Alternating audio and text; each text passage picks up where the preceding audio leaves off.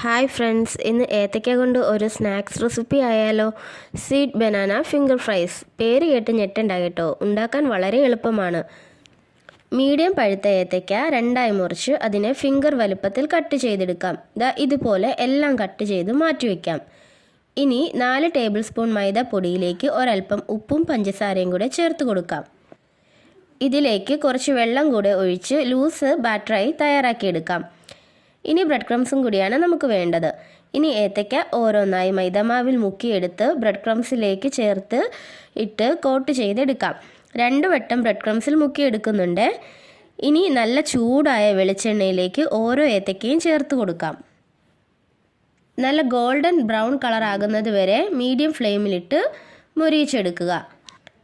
എൻ്റെ ചാനൽ ആദ്യമായി കാണുന്നവർ ഒന്ന് ഫോളോ ചെയ്ത് സപ്പോർട്ട് ചെയ്യണേ. ഇനി എല്ലാ ഏത്തയ്ക്കയും ഇതുപോലെ പൊരിച്ചു മാറ്റാം. ഈവനിങ് സ്നാക്സായി പെട്ടെന്ന് ഉണ്ടാക്കാൻ പറ്റുന്ന ഒരു സ്നാക്സ് റെസിപ്പിയാണ്. കുട്ടികൾക്കൊക്കെ എന്തായാലും ഇഷ്ടപ്പെടും.